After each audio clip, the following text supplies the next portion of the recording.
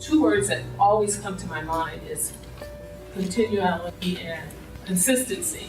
Those two words become sacrificed when we don't have the money to fund the various programs that impact all of these individuals. If the budget gets cut again, they will take away our services and we wouldn't have nowhere to go, and we need the services in order to live in this world. And when we receive these services, we are able to live a productive and independent life. Some of the greatest challenges come when these programs are eliminated. Our consumers have no place to go, no place to even research. They end up being homeless, they end up being in jails, they end up just being out on the streets. The governor to not tighten his belt so much so that we could get the services that we need so that we don't end up out on the street. When families are fighting those uphill constant battles with the school district, Medi-Cal, private insurance, the ABA therapies, etc., who are they calling for help and assistance? Who are they calling to get the information that they need to, again, get those services and supports for their families, their children, and their adults? They're calling the regional center. So what happens when they can't connect with their service coordinator? When the calls go unanswered, the requests are not being followed up in a timely fashion, and the information is not being provided. I'll tell you what happens. Mistrust and resentment is then formed from our families. But most importantly, our families lose out because their children and adults, their loved ones, are left without the support that they need and the opportunity for success of living a life with meaning and purpose.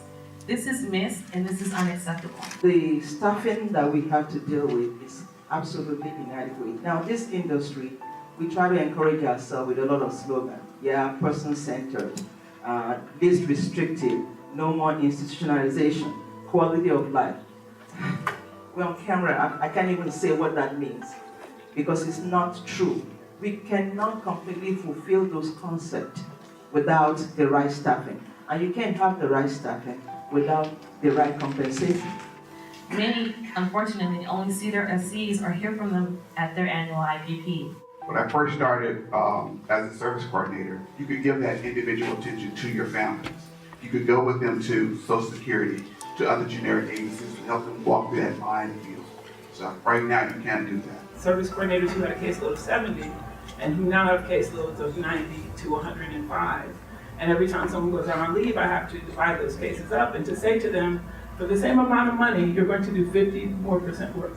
I think Lanterman needs more personnel, more people to work. But the people who graduate from the university right now, they don't want to come to work in here because they hear it's little money and it's a lot of work. We are losing quality service coordinators that have been with our agencies for over 15 plus years. It's unjust, as far as I'm concerned, where you can be a West Side vendor or a Lanterman vendor, walk across the street and be a South Central vendor and you're getting different rates. We're all in LA County, the rents and everything are the same, but you get different rates.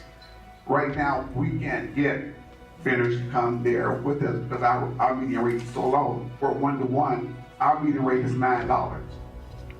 Would you want someone taking care of your loved one or you for $9 an hour if you're in crisis? Because most of the time when you get a 1-to-1, that's for somebody who's in crisis who had need extra supports. And so most of the vendors are telling us, I can't afford it. I can't pay somebody $9, pay for their insurance and pay that workers' comp. I just can't do it. I had a first coordinator, they understand what is my situation. They change it, I have to start over again. And the people see they don't understand because it's new, it's hard. Like most autistic person, Miguel has difficulty with change. When he has a new service coordinator or provider of services, like those helping him with toilet training, he can get very upset and in fact regress. Over the years, he has had a high turnover in vendor staff, mostly because they got higher paying jobs elsewhere. We once had 3 service coordinators within 4 months, and we are very concerned what will happen to him next year and when we can no longer take care of him. Quality services require quality staff. And we have to make the investment in our staff so that we can make the investment for our consumers. And you've heard that they have to work 2 jobs to survive in LA. And you've heard all the stories about how my staff turn over because I can't offer them raises. I can't offer them anything than the best training I can give them. It's not built into the funding. We need your help. If I can just urge you to go back to our legislators and encourage them to vote to reinstate those funds so that we can get back to those programs to assist those with disabilities. In the future, we need additional funds so that we can increase the quality of life for all of our consumers and adequately fund our quality staff. We're very grateful to Senator Bill because we've been doing this for the past 2 years, and for him to come down and listen to us is really important to us because we believe a lot of the people that make the decisions in Sacramento, some of them have not had the opportunity to go from center to center and really see what we deal with. We need to keep this promise because my child is depending on me. And as a parent, I'm depending on the Regional Center.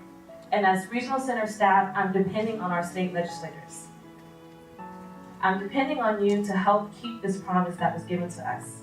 So I ask you this, how will you show your unity with your constituents to ensure that they are supported so that those community members with developmental disabilities are included in their community and have the access to the opportunity to live a meaningful life and achieve success, whatever that success means for them. So we can make this happen by keeping our promise and ensuring that all regional centers make the necessary changes through our legislator and the laws that are enacted through the Lanterman Act to support our families. This is a system about people, and so this 10% is not a 10% increase to a system. This is an investment in people. Thank you.